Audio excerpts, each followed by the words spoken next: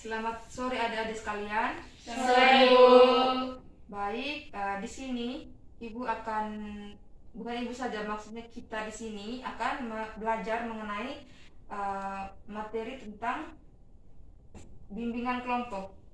Nah, sebelum masuk kepada materi, di sini kita harus sebelum memulai aktivitas kita harus diawali dengan doa. Maka dari itu, saya minta adik-adik salah satu dari adik-adik memimpin kita dalam doa. Marilah kita siapkan hati kita untuk berdoa. Izinkanlah saya membacakan ini secara iman Katolik dalam nama Tuhan Putra dan Roh Kudus. Amin. Selamat sore ya Allah Tritunggal Maha Kudus. Terima kasih ya Tuhan atas segala anugerah-Mu sehingga pada sore hari ini kami masih bisa berkumpul kembali di tempat ini.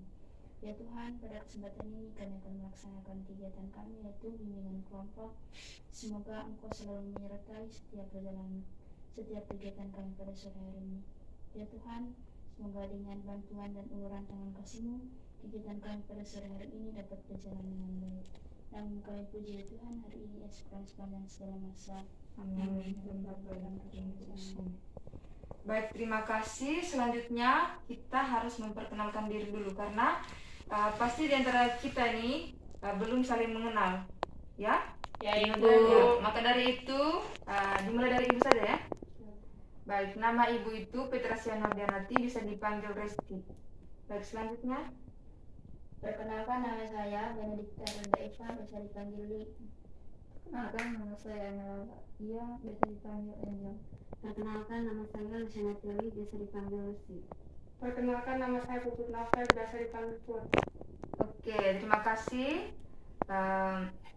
Kalau kita saling mengenalkan, jadi paling kita tuh bisa saling ada pepatah mengatakan tak kenal maka tak disayang. Nah, kita kan sudah kenal, pasti kita juga sudah saling menyayangi ya. Ya Ibu. Baik.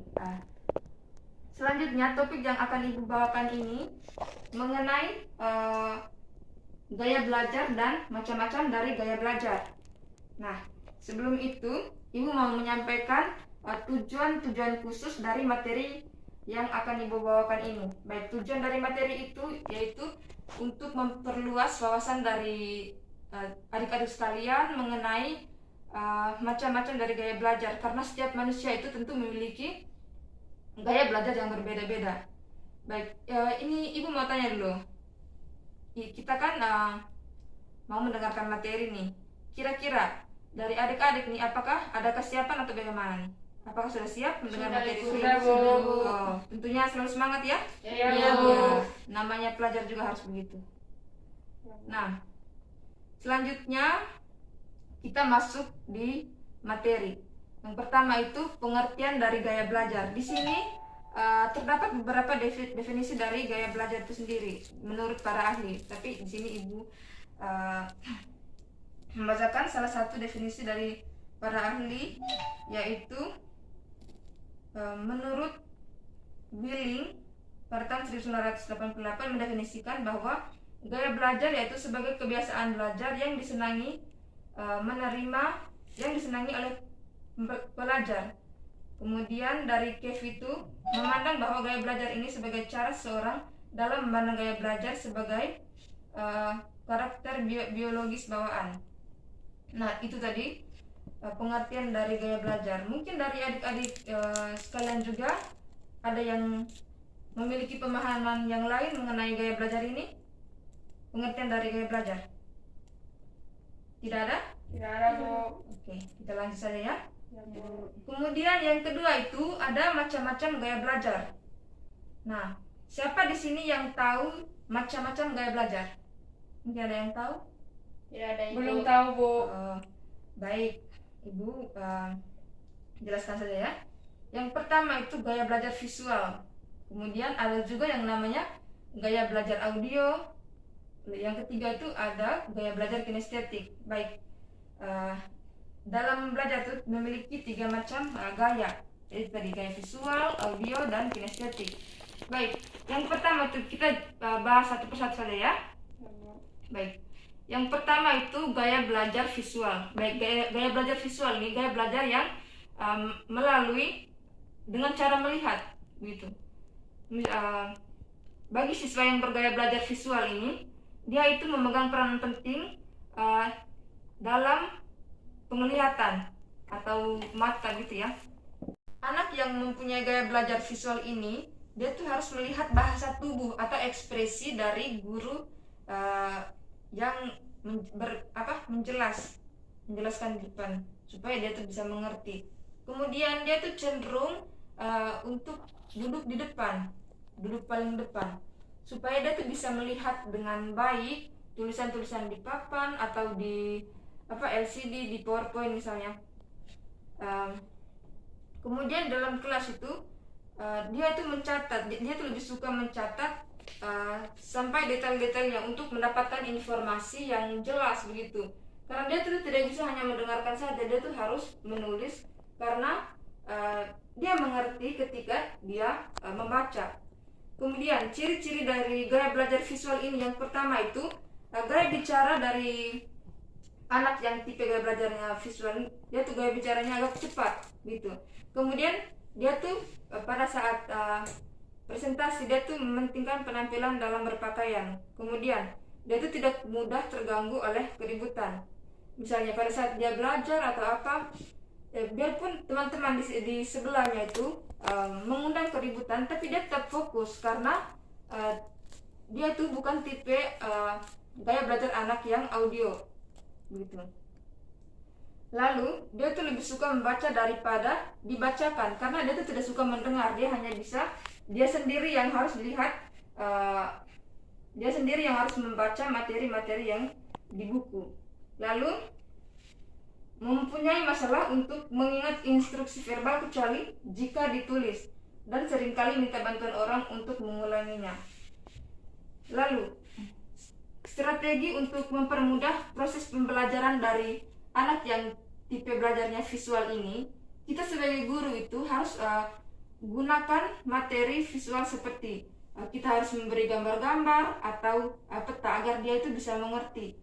Lalu kita juga sebagai guru, kita harus mengajak mereka untuk membaca buku-buku yang berilustrasi. Kemudian gunakan multi-multi, contohnya itu seperti pada saat belajar itu contohnya seperti komputer dengan video. Lalu ajak untuk mencoba mengilustrasikan ide-ide ke dalam sebuah gambar. Kemudian yang kedua itu ada gaya belajar yang audio. Gaya belajar audio ini merupakan gaya belajar dengan cara mendengarkan. Nah, siswa yang memiliki tipe belajar yang audio ini, dia itu mengandalkan kesuksesan belajarnya melalui telinga atau melalui alat pendengaran. Nah, untuk itu maka guru sebaiknya pada saat sebelum memulai sebuah proses belajar mengajar dalam kelas, kita sebagai guru itu harus memastikan apakah siswa-siswa sekalian bisa mendengar secara baik atau pendengarannya masih utuh gitu.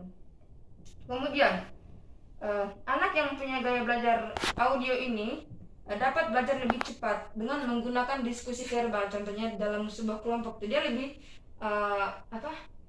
lebih cepat mengerti ketika diskusi verbal dibandingkan belajar secara membaca begitu. Lalu anak-anak seperti ini biasanya dapat menghafal lebih cepat dengan membaca teks dengan keras dan mendengarkan headset. Contohnya pada saat teman sebelahnya ini lagi belajar, terus dia lagi duduk, terus teman sebelahnya lagi belajar dan teman sebelahnya belajar melalui visual. Nah, di sini dia yang memiliki gaya belajar yang audio visual ini, dia lebih cenderung mendengarkan teman sebelahnya, tapi dia bisa tangkap, dia bisa mengerti karena teman sebelahnya itu belajarnya membacanya itu dengan keras, dan dia bisa tangkap semuanya tanpa dia harus membaca ulang di buku. Ciri-ciri gaya belajar anak yang tipe audio ini pada saat bekerja itu, dia itu cenderung untuk berbicara dengan diri sendiri, lalu mudah terganggu oleh keributan. Misalnya pada saat dia belajar itu ada teman sebelahnya yang mengundang keributan, pasti konsentrasi dari anak tersebut akan terganggu karena gaya belajarnya ini merupakan gaya belajar audio yaitu mendengarkan. Lalu belajar dengan mendengarkan dan mengingat apa yang didiskusikan dari apa yang dilihat. Baik, dia tuh bisa pada saat diskusi itu dia tuh bisa mengerti tanpa harus melihat. Dia tuh bisa mengerti dari penjelasan dari teman-teman kelompoknya. Senang membaca dengan keras dan mendengarkan, menggerakkan bibir dan mengucapkan tulisan di buku ketika membaca. Biasanya ia mempunyai pembicaraan yang fasih. Lalu lebih pandai mengerjakan dengan keras daripada menuliskan. Lebih suka gurau lisan daripada membaca komik. Kemudian mempunyai masalah dengan pekerjaan-pekerjaan yang melibatkan visual. Berbicara dalam irama yang terpola dan dapat mengulangi kembali dan menirukan nada pada saat orang lain berbicara. Contohnya begini, pada saat di dalam kelas misalnya gurunya berbicara di depan. Meskipun dia duduk paling belakang pada saat proses pembelajaran, dia tuh tidak harus melihat di infocus atau di LCD di depan. Dia tidak harus melihat, tapi setelah gurunya berbicara, dia hanya mendengarkan. Dia langsung tertangkap tanpa harus melihat gurunya untuk melihat gurunya menjelaskan begitu atau melihat infocus di depan. Kemudian strategi untuk mempermudah proses belajar anak yang audiovisual ini, yang pertama itu kita sebagai guru harus ajak anak untuk ikut berpartisipasi dalam diskusi, baik dalam kelas maupun di lingkungan keluarga. Kemudian dorong anak untuk membaca materi pelajaran dengan keras. Lalu yang ketiga itu gunakan musik untuk mengajarkan mereka. Kemudian diskusikan ide-ide anak secara verbal, lalu biarkan anak merekam materi pelajaran ke dalam headset dan dorong dia untuk mendengarkannya sebelum tidur. Jadi kita sebagai guru atau sebagai orang tua ketika memiliki anak yang memiliki tipe belajar yang audio ini, kita tuh harus mendorong dia agar dia itu bisa mendengarkan kembali. Misalnya dia tidak mengerti, dia tidak paham mengenai pembelajaran yang visual di sekolah misalnya. Dia belum mengerti. Nah, kita di guru di sini harus memberikan sebuah video mengenai materi tersebut dan mendorong dia agar dia sampai di rumah bisa mendengarkan kembali dengan cara mendengarkan pakai headset atau alat yang bisa membantu dia dalam belajar. Baik, yang ketiga itu ada gaya belajar kinestetik. Baik, gaya belajar kinestetik ini merupakan gaya belajar melalui gaya belajar dengan cara bergerak. Mengerti tidak? Saya lihat kalian dari tadi ini mengantuk atau bosan? Tidak, Bu. Cara penjelasan Ibu itu terlalu cepat. Jadi kami kurang terlalu mengerti, Bu. Oh, terlalu cepat. Ya, Bu. Baik. Berarti kita pelan-pelan ya? Ya, Bu. Ya, ini poin yang terakhir ya. Jadi lebih semangat lagi. Ya, yang ketiga tadi gaya belajar yang kinestetik. Baik, anak yang memiliki gaya belajar kinestetik ini, dia tuh belajar melalui gerak tubuh. Anak seperti ini sulit untuk duduk di dalam kelas berjam-jam pada saat proses pembelajaran. Nanti dia akan merasa bosan atau dia pasti jenuh dan bisa saja dia tidak mengerti dengan penjelasan yang diberikan oleh guru. Baik, di sini ada beberapa ciri-ciri gaya belajar kinestetik. Baik, yang pertama itu gaya belajar dari anak yang kinestetik ini, dia itu pada saat berbicara itu dia berbicara secara perlahan. Kemudian tidak terlalu mudah terganggu dengan situasi keributan. Jadi dia ini seperti anak yang gaya belajarnya audio tadi ya, bukan dengan visual, tidak terpengaruh oleh keributan dari luar. Kemudian belajar melalui manipulasi dan praktek. Dia itu lebih suka praktek dibandingkan belajar mengenai materi. Kemudian menghafal dengan cara berjalan dan melihat. Misalnya pada saat dia belajar tuh dia tuh menghafal harus eh, dia harus berjalan, dia tidak bisa duduk diam saja. Mungkin itulah tipe kepribadian dari anak yang kinestetiknya, tapi lumayan bagus juga olahraga ya. Seperti olahraga. Kemudian merasa kesulitan untuk menulis, tapi dia tuh hebat dalam bercerita. Dia tuh tidak terlalu pandai dalam menulis, bukan terlalu pandai sih, tapi lebih mencondong ke dia tuh lebih sukanya itu bercerita, karena bercerita kan pasti dia bergerak-gerak tuh.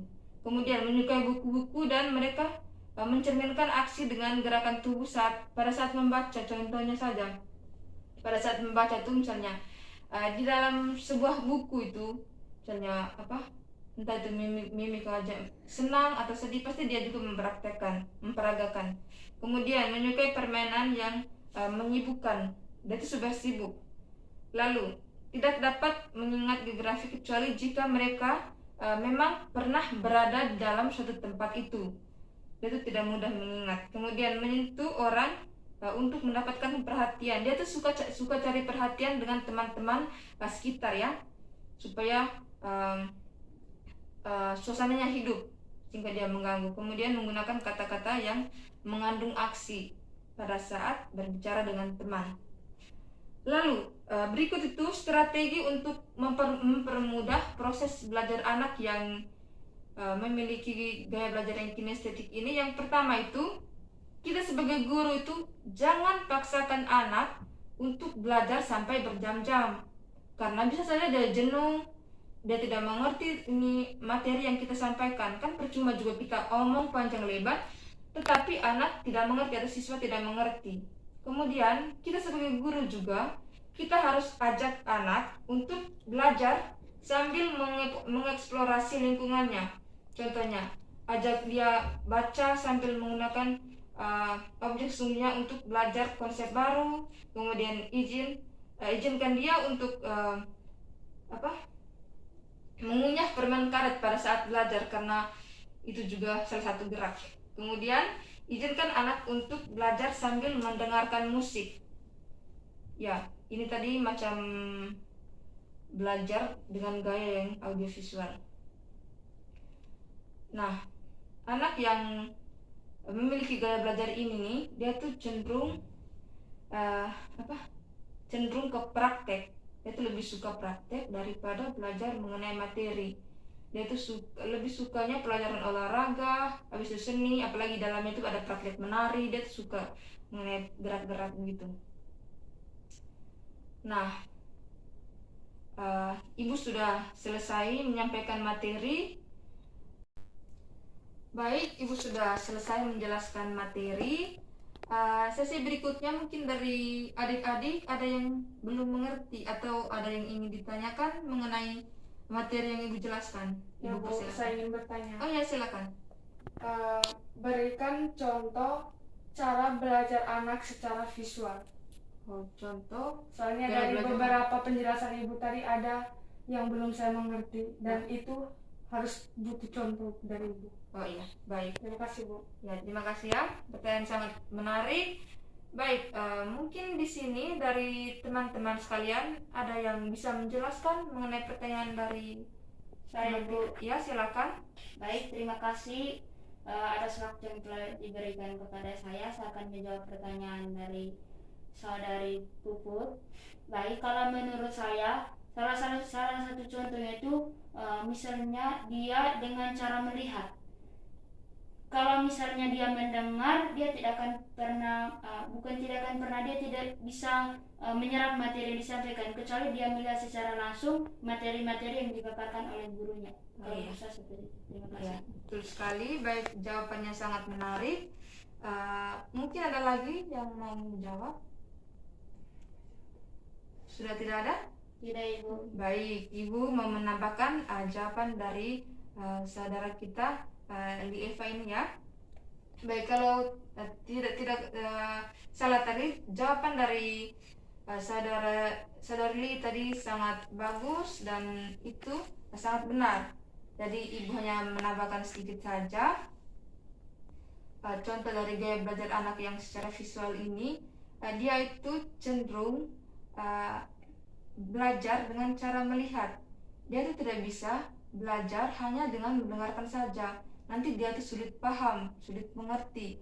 Jadi makanya tadi Ibu jelas tadi pada awal tuh anak yang bertipe gaya belajar yang visual ini pada saat proses belajar itu pasti dia duduknya paling depan agar dia bisa melihat dengan jelas, entah itu penjelasan dari guru maupun PowerPoint maupun LCD yang dipaparkan di depan. Nah, apakah bisa dipahami? Iya, Bu. Ya, terima kasih. Lalu, mungkin ada lagi yang mau bertanya? Saya Ibu. Ya, silakan. Baik, terima kasih sekali lagi atas waktu yang diberikan kepada saya. Saya mau bertanya materi yang terakhir. Materi yang terakhir tadi tentang Gaya kinestetik, belajar gaya yang kinestetik. kinestetik, yaitu dengan menggerakkan tubuh Ya. agar dia bisa memahami. Baik, saya ingin bertanya, bagaimana dengan seorang guru agar dia bisa memahami bahwa siswanya itu dia cara belajarnya dengan kinestetik, yaitu menggerakkan tubuh baru dia bisa memahami Belajar. materi yang diberikan oleh gurunya. Bagaimana dengan guru yang tidak bisa membaca atau melihat atau tidak memahami cara belajar dari seorang siswa? Bagaimana solusi untuk mengatasi hal tersebut agar antara guru dengan siswa itu bisa saling membantu dalam hal belajar? Saya kembalikan, terima kasih. Ya, terima kasih jawab ini pertanyaan yang sangat menarik.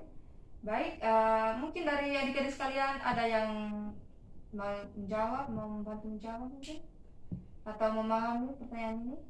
Tidak, Bu, kami belum mengerti, Bu. Oh, belum mengerti. Baik, saya akan jelaskan ya. Baik, saya akan meluruskan sedikit pertanyaan dari saudari Li tadi. Baik, di sini gaya belajar yang kinestetik ini dia itu belajar itu sambil bergerak, bukan berarti begini. Pada saat belajar itu dia memahami belajar pada harus dengan gerak, tapi belajar misalnya pada saat hafal tadi nih, hafal tuh dia harus sambil jalan atau apa begitu. Nah, begitu ya. Baik, kalau dari ibu sendiri, kita sebagai guru itu harus bisa memahami kepribadian dari setiap siswa. Misalnya pertemuan pertama itu kita belum mengerti lah, tapi lama kelamaan kita kan sering berjalannya waktu, kita kan selalu ketemu. Pasti dengan pertemuan itu kita sebagai guru tuh bisa membaca, oh anak ini nih gaya belajarnya begini. Karena misalnya pada saat pertemuan pertama itu guru tuh tegur, kok kamu begini, kenapa kamu tidak diam pada saat belajar, kenapa kamu bergerak? Tapi ketika lama kelamaan guru tuh pasti mengerti dan memahami bahwa gaya belajar dari anak tersebut tuh begitu. Kemudian mungkin kita juga sebagai guru, misalnya ada tingkah aneh dalam sebuah ruangan tuh, misalnya kita tuh tidak mampu untuk menegur karena kita kan tidak tahu, sebagai guru kita tidak tahu bahwa anak ini nih dia memiliki gaya belajar yang kinestetik. Kita sebagai guru juga bisa memanggil langsung atau face to face lah ya, kita harus berhadapan empat mata, kita harus bicarakan baik-baik. Tentu guru di sini juga akan mengerti mengenai tipe kepribadian dari anak tersebut begitu. Dan apakah bisa dipahami? Bisa Ibu, terima kasih. Terima kasih ya. Lalu mungkin ada lagi? Atau kalian mau bagi-bagi pengalaman mengenai cara belajar kalian dalam ruangan begitu? Jangan malu untuk bicara lah ya. Mungkin ada yang mau berbagi pengalaman mengenai pembelajaran, mengenai 3 gaya belajar tadi. Ada visual, audio, dan kinestetik. Saya Ibu. Ya, silakan saudari Li. Baik, terima kasih sekali lagi untuk waktu yang diberikan kepada saya. Kalau bagi saya pribadi, saya lebih ke visual, yaitu dengan melihat dan membaca. Bagi saya pribadi, saya tidak bukan tidak bisa memahami, tapi kalau misalnya saya hanya mendengar, itu sangat sulit bagi saya untuk memahami suatu materi. Kecuali misalnya saya melihat dan membaca berulang kali materi yang diberikan oleh guru, baru saya bisa memahami, oh materinya seperti ini. Jadi saya bisa memahami materi yang diberikan oleh guru. Dan kemudian kalau misalnya saya hanya mendengarkan lalu menghafal itu sangat sulit bagi saya, kecuali itu tadi yang pertama saya melihat secara langsung, misalnya melalui LCD guru berikan materi kepada siswa, saya melihat dan mencatat lalu membaca kembali, baru saya bisa memahami materi-materi yang diberikan. Terima kasih, saya kembalikan. Ya, terima kasih kepada saudari Lili. Mungkin ada lagi yang mau membagi pengalaman? Karena tentu kalian di antara kita ini memiliki macam-macam gaya belajar yang berbeda. Mari kita berbagi cerita, karena ini merupakan bimbingan kelompok, jadi kita tuh bebas berpendapat dan bebas menceritakan pengalaman-pengalaman kita. Atau sudah jenuh? Sudah jenuh? Atau sudah bosan? Bukannya sudah jenuh, tapi sudah mengerti. Oh, sudah mengerti ya. Ya baguslah, kalau mengerti ya itu juga bagus. Yang penting tidak jenuh dan tidak bosan ya. Ya, Bu. Tidak, Ibu. Ya, mantap. Selalu semangat. Baik. Kalau tidak ada lagi yang mau menambah, mau berbagi pengalaman ataupun mau bertanya, kita akhir saja pertemuan ini ya. Ya, Ibu. Ya. Ibu sangat berterima kasih karena kalian tuh sudah meluangkan waktu mendengarkan materi yang dibawakan oleh Ibu, dan kurang lebihnya Ibu mohon maaf. Dan semoga dengan materi ini kalian tuh bisa mengerti. Mungkin selama ini kalian tuh bingung, saya tuh gaya belajarnya seperti apa, jadi kurang paham pada saat guru mengajar di depan. Kalian tuh kurang paham karena tidak tahu saya tuh gaya belajar tipe bagaimana. Baik, kalau begitu sebelum mengakhiri pertemuan kita, mohon satu orang pimpin kita dalam doa. Baik, sebelum kita mengakhiri kegiatan kita pada sore hari ini, karena kita awali dengan doa, mari kita akhiri dengan doa pula. Izinkanlah saya membawakan doa ini secara iman Katolik dalam nama Bapa dan Putra dan Roh Kudus. Amin. Terima kasih ya Tuhan atas segala bimbingan-Mu di sore hari ini, sehingga kami dapat melaksanakan, mendengarkan kegiatan kami pada hari ini. Ya Tuhan, semoga apa yang kami dapatkan pada sore hari ini dapat bermanfaat untuk masa depan kami. Berkatilah pula guru yang telah memberikan materi kepada kami pada hari ini. Namun Kami puji ya Tuhan hari ini, esok dan sepanjang segala masa. Amin. Baik, terima kasih atas partisipasinya pada sore hari ini. Ibu sangat senang ketemu kalian, bisa kenal dengan kalian, bisa berbagi ilmu, pengetahuan. Baik, kalau begitu kita akhiri pertemuan kita ya. Ya Ibu. Baik, selamat sore untuk kita semua. Sore Ibu. Begitu. Nanti gitu.